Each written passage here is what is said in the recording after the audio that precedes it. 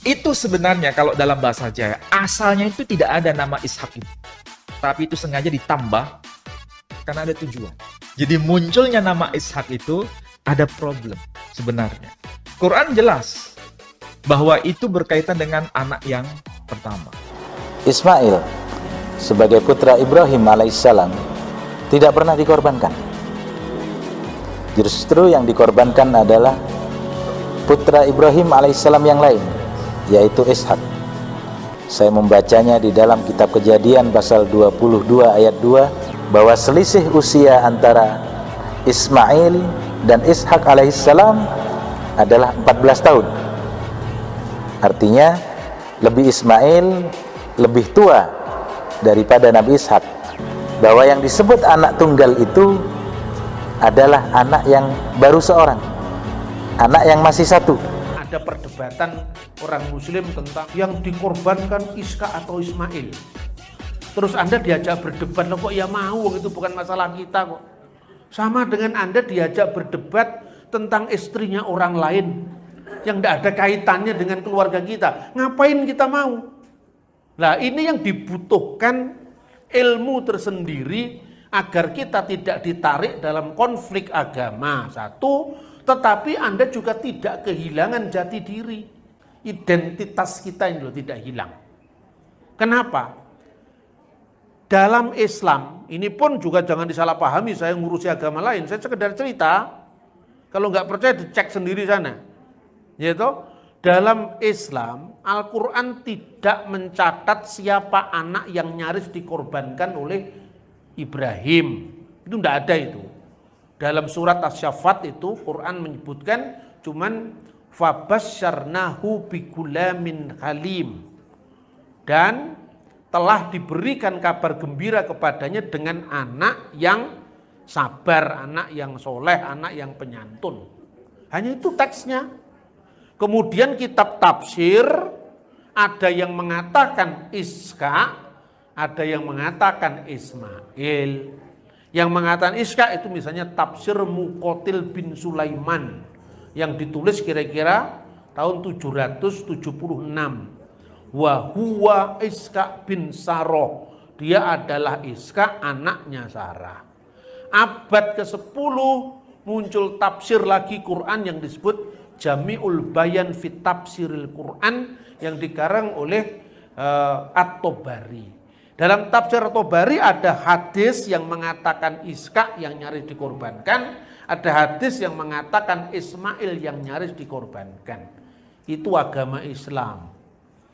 Jadi kan urusannya Islam sendiri kan, ngapain Anda diajak-ajak berdebat soal Ismail atau Ishak? Alkitab kita ya, semua naskah kunonya mengatakan Ishak, tidak ada Ismail satupun. Dan bukan hanya naskah kuno Alkitab yang di tangan orang Kristen. Naskah kuno Alkitab yang di tangan orang Yahudi, yang di tangan orang Samaria, semuanya Ishak. Jadi kenapa kita mau ditarik dalam perdebatan yang bukan wilayah kita? Jangan mau ngurusi istrinya orang. Urusi istrimu sendiri, anak-anakmu sendiri. Kita ditarik ke ranah konflik yang karena kita tidak berpengetahuan, kita mau. Kalau saya diajak ngomong, ya sudahlah kamu selesaikan dulu. Di kami tidak ada masalah Kak. Kami diajak debat untuk apa? Terus dia ngutip tafsir misalnya. Coba lihat di dalam Kejadian pasal 22. Ambillah anakmu yang tunggal, yang kau kasih yaitu Ishak. Bapak baca di Kejadian pasal 16. Ismail sudah lahir sebelum Ishak. Kok disebut anak yang tunggal? Kristennya bingung, ya toh? Kalau saya potong, sudahlah jangan ngurusi kitabnya orang. Kan saya juga ngurusi kitabmu. Damai itu artinya tidak usil. Damai itu jangan usil dan suka mengusili orang. Kan gitu kan? Ketika Anda mau katakan tentang kitab saya, yang berhak menafsirkan kitab saya ya saya, bukan kamu.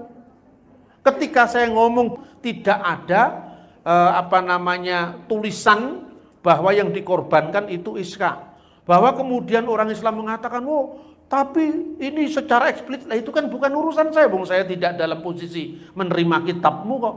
Tapi yang jelas kan memang tidak ada nama Ismail atau Ishak, enggak ada. Ya itu kamu selesaikan dulu. Tapi yang paling kuat Ismail, ya sudah Ismail menurut kamu. Tapi jangan ngurusi Ishak, itu kitab saya kok kamu urusi. Ini kunci perdamaian. Tapi Anda tidak terjebak dalam penodaan agama. Benar gak? Nah kemudian saya tunjukkan. Taurat Samaria. Orang Samaria itu sudah berpisah dengan orang Yahudi yang lain pada kira-kira tahun 300 abad ketiga sebelum Masehi. Orang Kristen berpisah dengan Yahudi kira-kira tahun 90 Masehi, sejak orang Yahudi mengeluarkan yang namanya birkat haminim, kutukan terhadap orang sesat. Dan orang sesat itu salah satunya Kristen. Yang mengeluarkan itu rabi-rabi dari kalangan orang Parisi. Yang disebut sesat itu adalah orang Saduki dan orang Nosrim. Nosrim itu Kristen.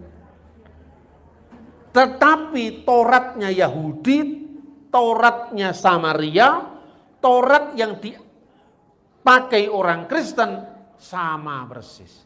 Jadi teks yang dipersoalkan dalam kitab Kejadian pasal 22 itu bunyinya juga jelas kok. Ya, di dalam teks bahasa aslinya itu begini. Wa yumirkhahna et binika et yihitiha asyer ahabta et kitsah wilehleka el aret hamurya. Ambillah firman Tuhan. Ambillah anakmu yang tunggal yang kau kasihi, yaitu Ishak, dan bawalah dia ke tanah Moria. Itu Yahudi dan Kristen sama. Samaria ada perbedaan satu lah. Kita harus jujur, beda ya beda. Bunyinya apa?